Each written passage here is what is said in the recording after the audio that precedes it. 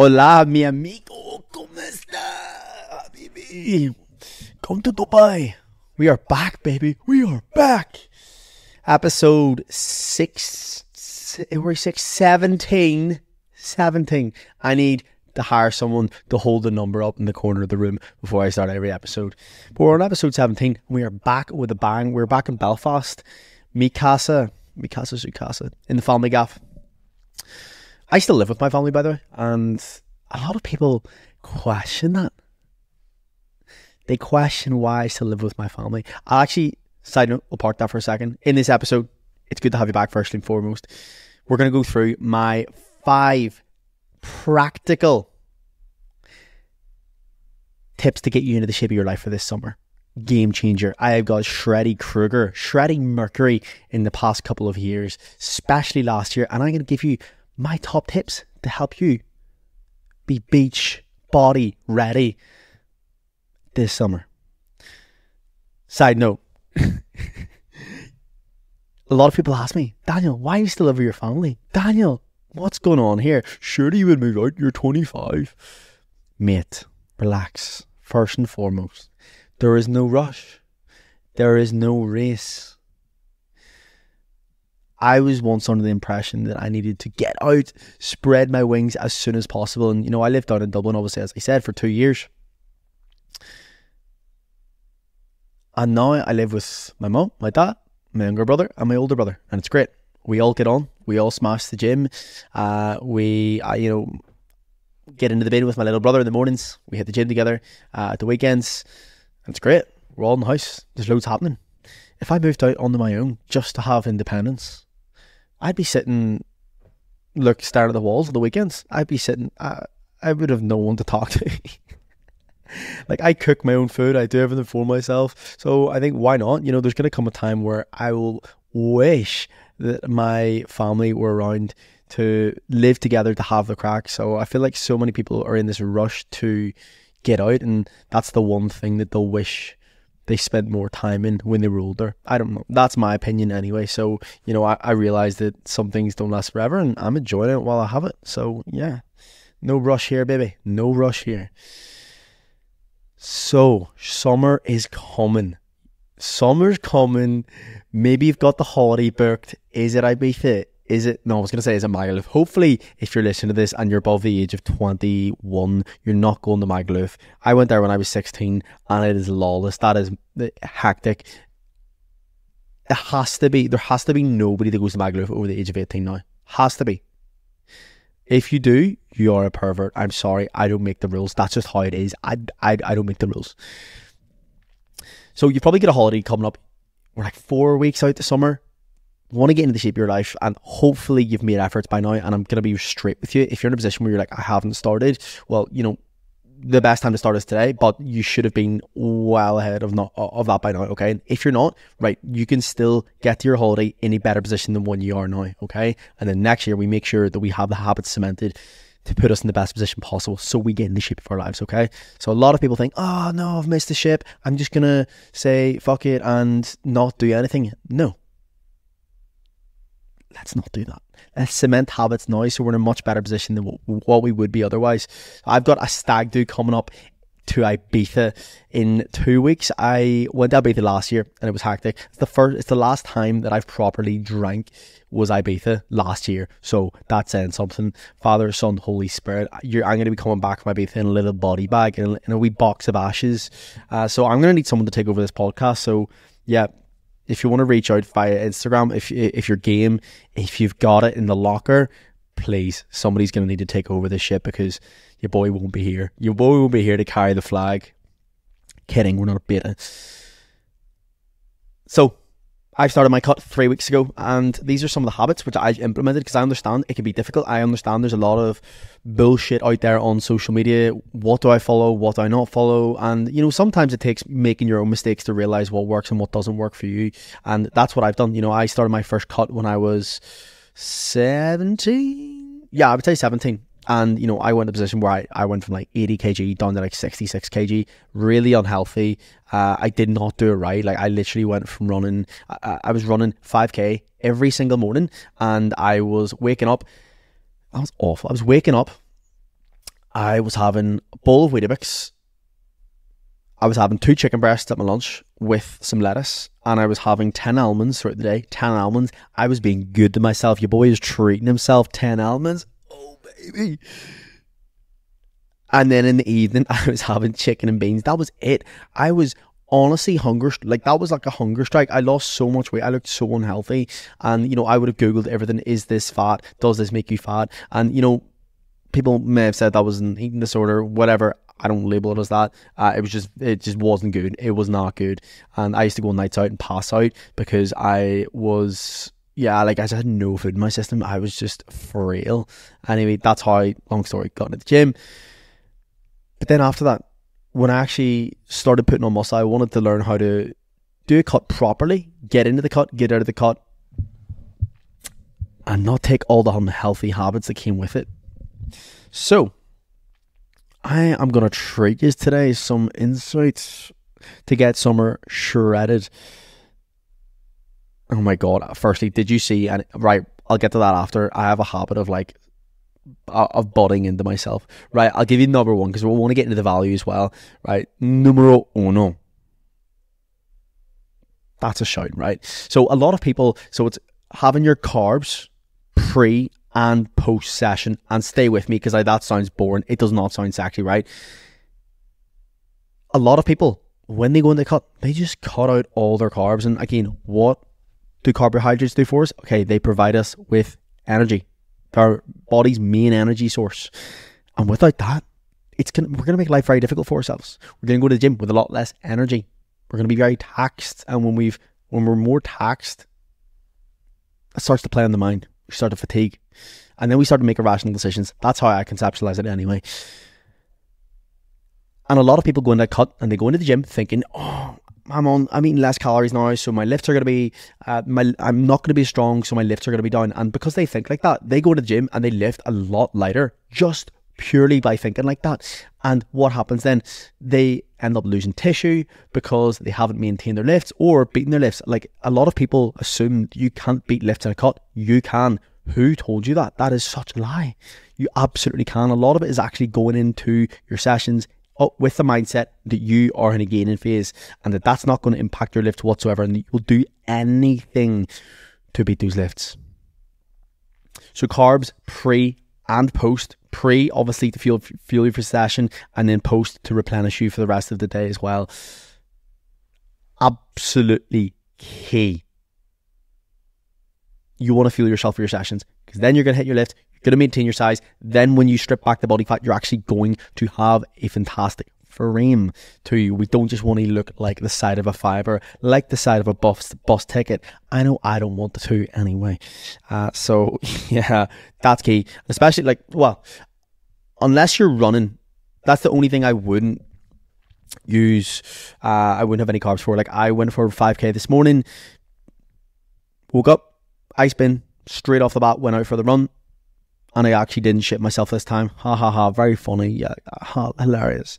So for anyone that's listening, I'm sorry for what's about to come.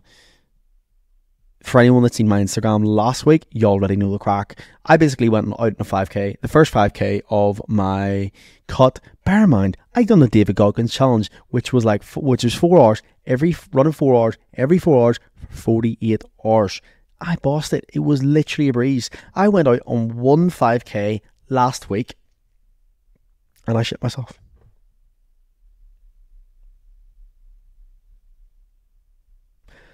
That's what went down. And you might think, Daniel, you're a 25-year-old man. Daniel, I thought you maybe had it together. No. You thought wrong. You thought wrong. Just when you thought, oh, he's bossing it, he's being all stoic, recording videos at 5 a.m, going out for his run. No, he was in a bush and he'd soiled his trunks. How did that actually happen? Good question, mate. I've really bad IBS and TMI. I mean, you should realise by now there's no such thing as TMI with me and you. We're open here. We're open. I've really bad IBS. I have since I was 17, and I take Imodium. I take 2 Lopera. I take 2 every single morning. That's the only thing that helps me. I've seen specialists upon specialists. Nada. I've a really clean diet. Don't really drink alcohol at all. Don't take much caffeine. Went out that morning, no food in my system. Food was clean the day before. I got halfway through the run, 2.5k. I was in Temple Patrick, running at 5 a.m. Sun was shining. I was recording videos. I was fired up. I was feeling so good. And halfway through, I started to... wasn't really feeling right. It wasn't... I've done flying lessons before. Obviously, back when I was training to be a pilot in Dublin. A couple thousand feet up in the sky. You feel something, you're like, I can hold it. This was different. I'm all about mind over matter, but this was different. Talk David Goggins, easy. Gift. This, different ball game. This was the hardest run of my life. No joke. I had 2.5k to run, and I had to run through. This is my local village, by the way. There wasn't many people about, but still. And I ran back through the local village to get to my car, which is parked at the Spar. And I ran past the fields. Past the fields, I thought, right, I've no turning back now. I've got to make the run for it. And it's all houses from the fields to the Spar. And I thought, this is game over. This is code red. Sorry, this is code brown. It was not good. I literally thought I was gonna have to jump in someone's gaff and honestly take a dump in their garden. Not the one.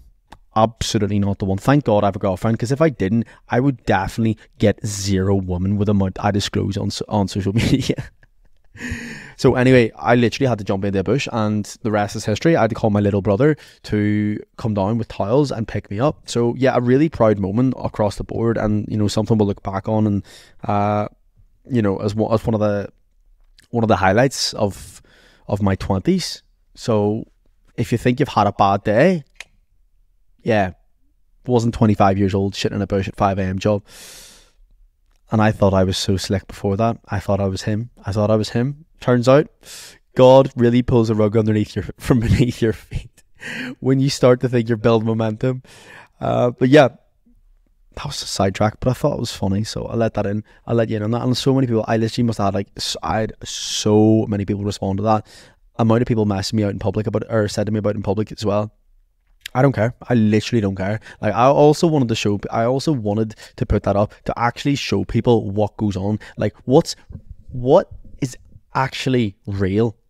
Because so many, oh my gosh, so people are so polished these days, and it honestly bores me. And I definitely would have seen myself as that polished individual. Some people still think that, like, and that's fine. Like, I understand maybe more than others. Like, I like to look after myself and how I look, and that's who I am as well, right?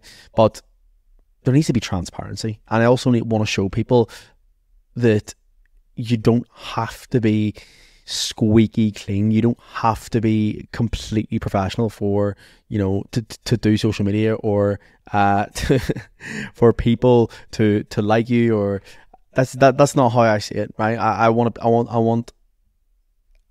on social media and see somebody get on the way they would with their friends, and that's exactly what that was. So yeah, hopefully that showed you that if I can take a video of me taking a dump in a bush, you can post a video talking about nutrition. Hold on, coffee break. One of the black coffees again. Lesgo espressos are out the window. I know. It's a dark day for the parish. Someone call UNICEF. Right. So carbs pre and post are king. Number 2.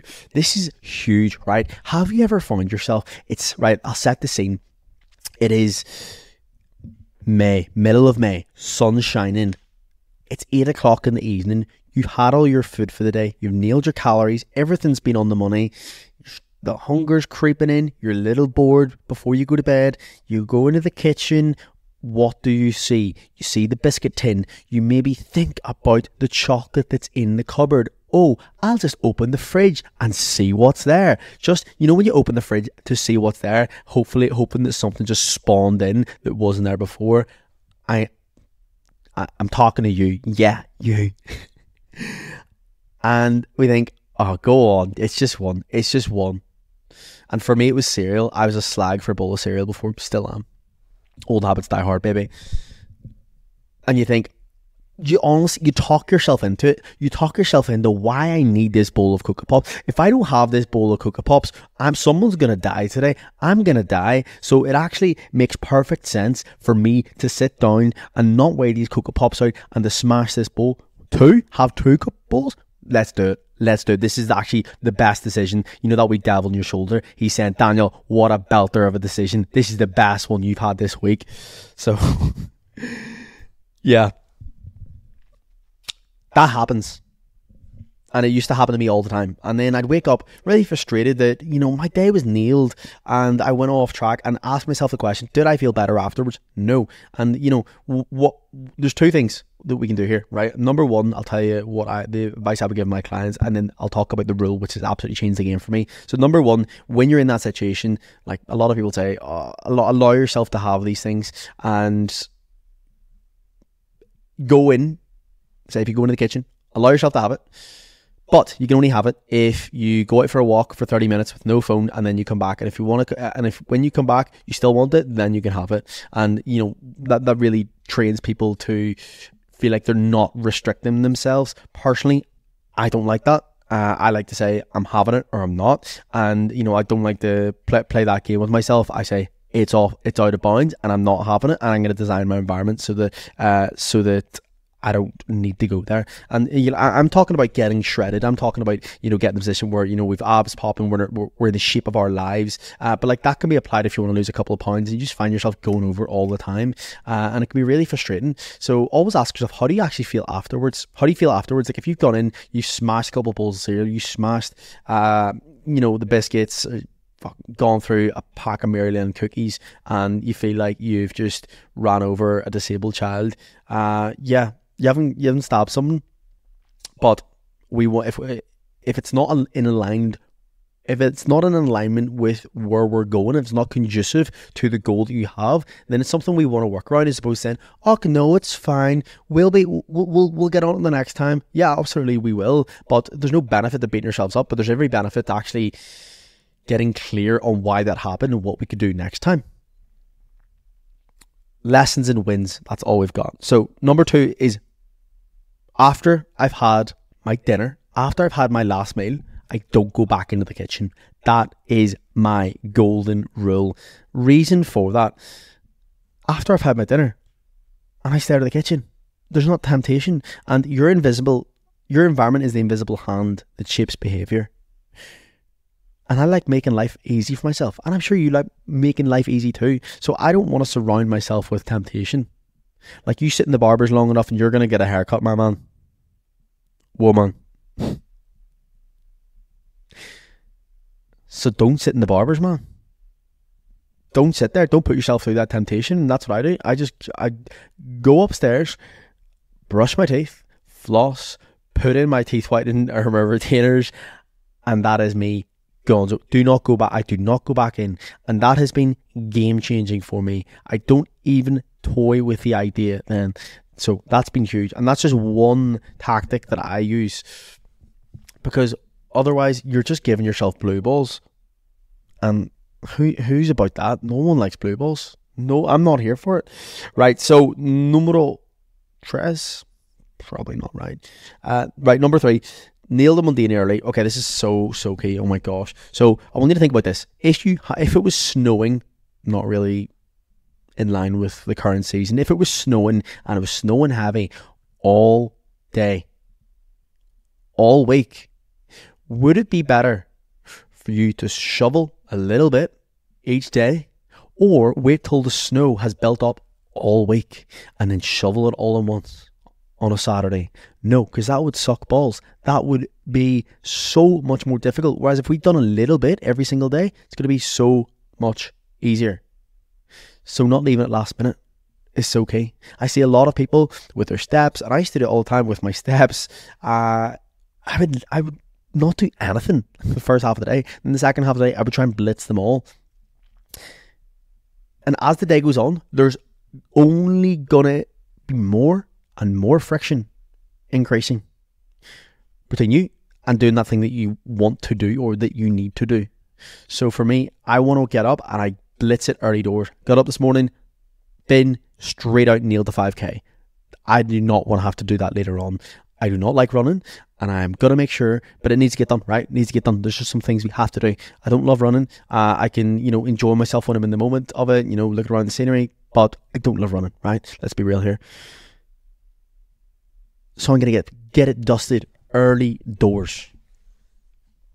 So how can you tick the box early doors? And again, there's that analogy of eating the frog. You know, if you had a frog to eat every single day of your life, when would you eat it? Would you eat it first thing in the morning or later at night? And the idea is, no, if you eat it later on in the evening, you would actually put yourself through the pain of it twice, because, you know, you'd be thinking about it all, you'd be going through the pain of it by thinking about it all day, and then also the pain of actually eating the frog. Whereas if you just woke up and ate the frog first thing, you would only put yourself through the pain of it once. So that's the way I see it. Eat the frog, nail the mundane early.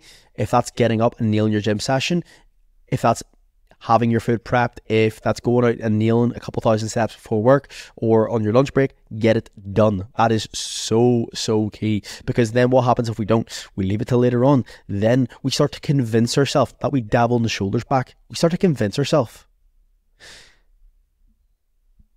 that it's a good idea for us not to do this today, or it's just one day. It's just one day. It's going to be all right. And for me, that's the worst thing. That is the worst thing that we can do, because yeah, other people might know, but you'll know. That's the most important thing. You will know. So nail the mundane early. That is key.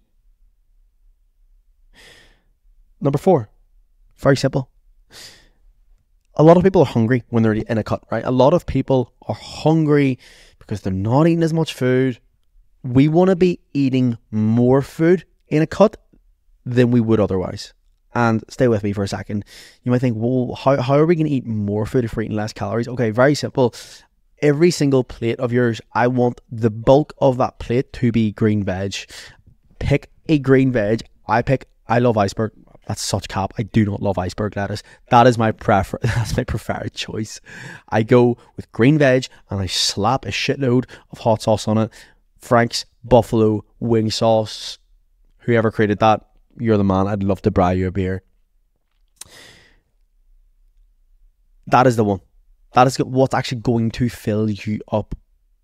Number 1, having great food quality, but number 2, also having more green veg. A lot of people, they're like, oh, I'm not losing. A lot of people will come to me and they say, oh, you know, I'm wanting to lose weight and I hardly eat anything.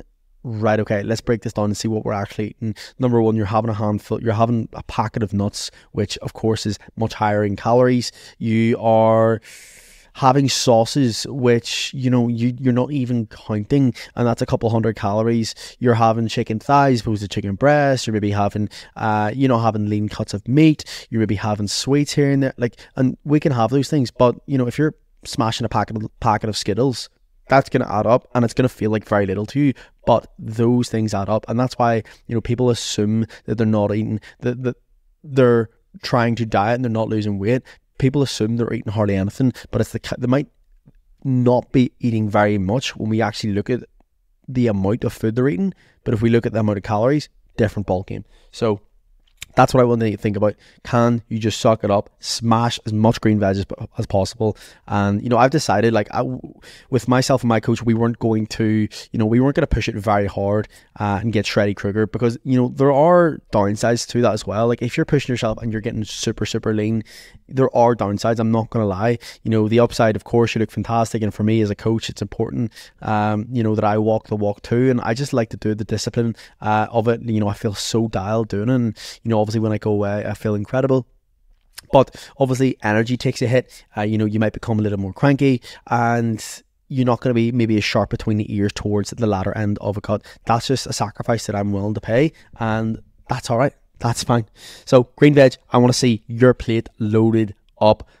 Half a head of lettuce on that bad boy. Hot sauce that bad boy up, and you're good to go, my friend. Doesn't need to be Michelin star, right? Last one. This is so key. So I want you to remember, what you focus on, you feel. What you focus on, you feel. There's this quote, a 2,000-year-old quote by Marcus Aurelius, and it says, happiness is dictated by the quality of your thoughts. If you look for the positives, consistently, this is going to rewire your brain to think more positively.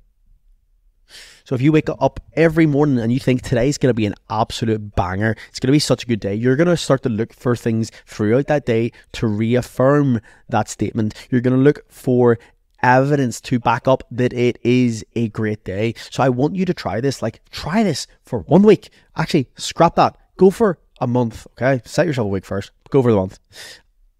And just you wait and see what happens, okay? Just wait and see. You got nothing to lose. Wake up and say, today's going to be a really good day. Today's going to be a banger. And tell yourself that consistently throughout the day. It's going to be a banger today. It's going to be a good day. What's that shift your energy? Because you'll start to look for things. You'll be like, oh, that coffee hit. Like this black coffee. I mean, have I had better coffee? Yeah. But I appreciate it. When I was running this morning, I'm not a fan of running, but I was looking at the scenery. Unbelievable. And I was thinking, this is incredible. It's like postcard material. You know, I was looking for things to back this up. I'm sitting recording this podcast and I'm actually just really enjoying myself, just chilling out, chatting to you guys. What you focus on, you feel.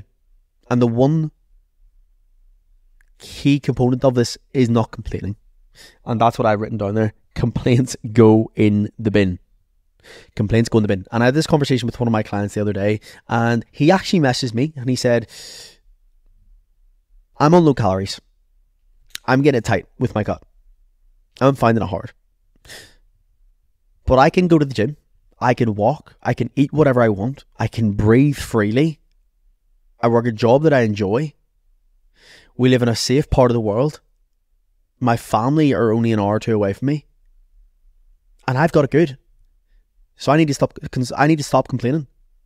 And that is so key. I love that message. I actually got him to share that into our client group because it's such an important question.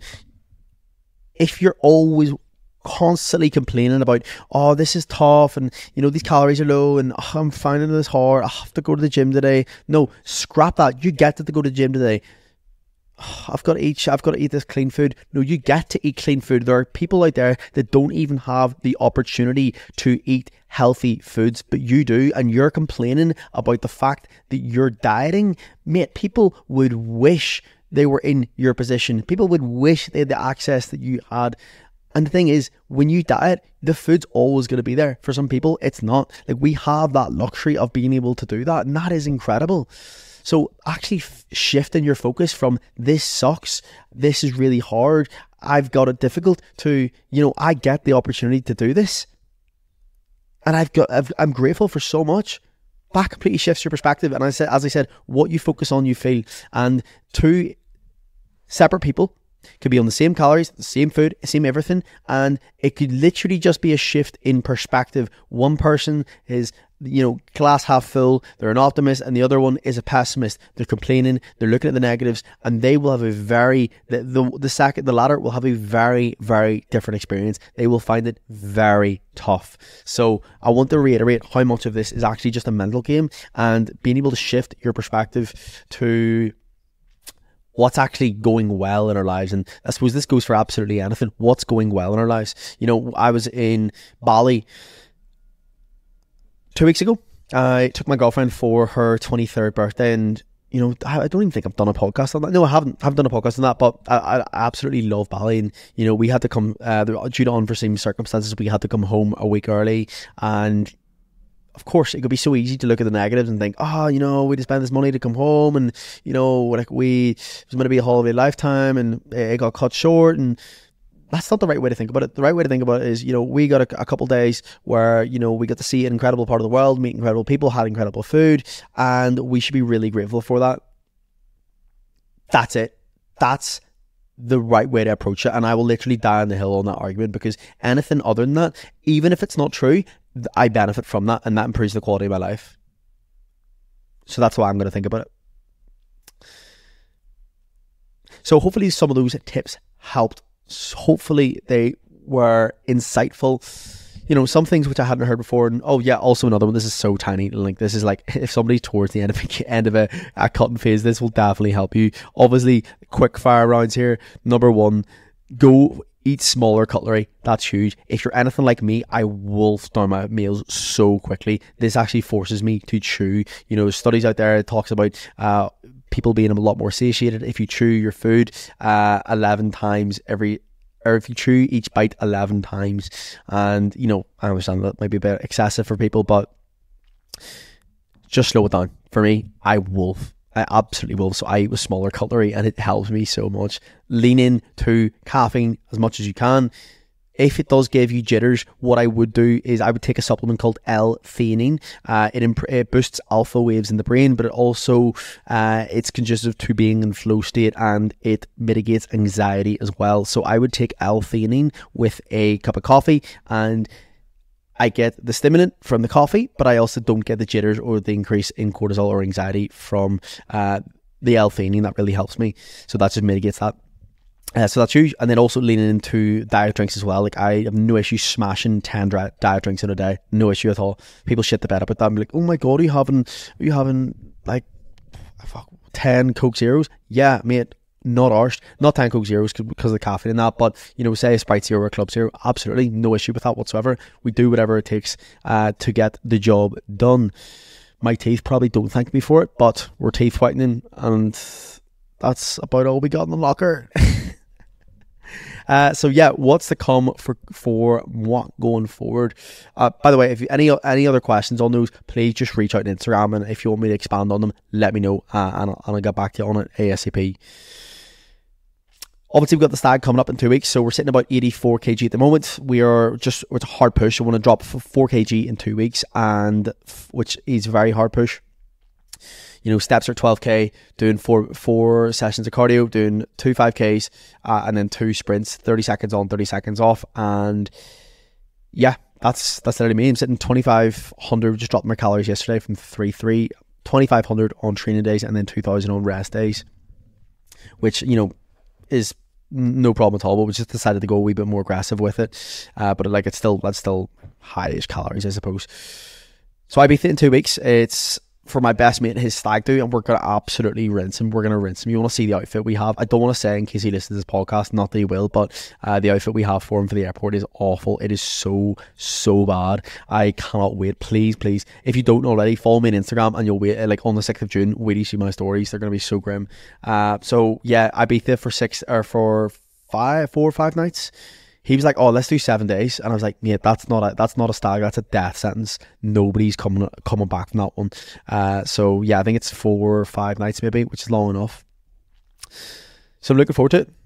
Your boy's coming out of retirement, first time on the Eels. And yeah, other than that, I'm trying to think what else is coming up. Yeah, oh my gosh, one of our guys from America, one of my clients from America, he's flying over to Ireland for the first time. So he is coming to Belfast on Saturday. Looking forward to it. And then he actually got his tickets for the Champions League final in London and Wembley, which is insane. So yeah, I can't wait for that. And then what else? I'm trying to think if there's anything else happening. No, aside from that, I've got a business event to go to in Marbella a couple of weeks later, towards the end of June, and then flying back for my best mate's wedding. So yeah, really looking forward to that. Other than that, we are good. It is so strange being home, and yeah, it actually is really weird being home. Like, I was thinking about it this morning. Like, I've just felt not abnormal. It's weird. I think it's strange. I haven't really been at home properly since like start of February, and that's probably the longest I've been away from home, and like, I absolutely loved it. I love being home as well, but I think I just got the bug for it. I think I just, you know, I really enjoy just being away and just being on the move, seeing different places. And yeah, it's strange coming back and, you know, sitting at that desk all day where there's no one in the house and there's not as much happening. Like, in the evenings it's different because my family are about, or but like throughout the day there's nobody in the house, so like, just like sitting there, it's strange. Whereas obviously before there was so much happening, or say Tony was with me or Tia was with me. Yeah, but I actually love being home. It's so good, just seeing everybody, going to the local gym. I love it. I absolutely love it. So yeah, listen, I really appreciate you listening. Appreciate your time always.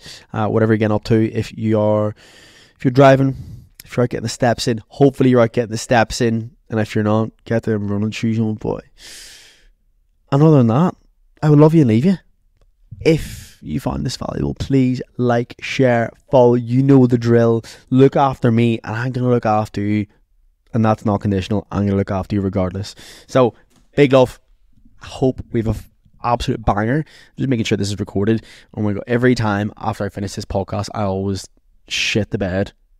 Sorry, shit the bush. If I record this or not, but we have. Big love, overnight. As a wise man once said, let's go, baby.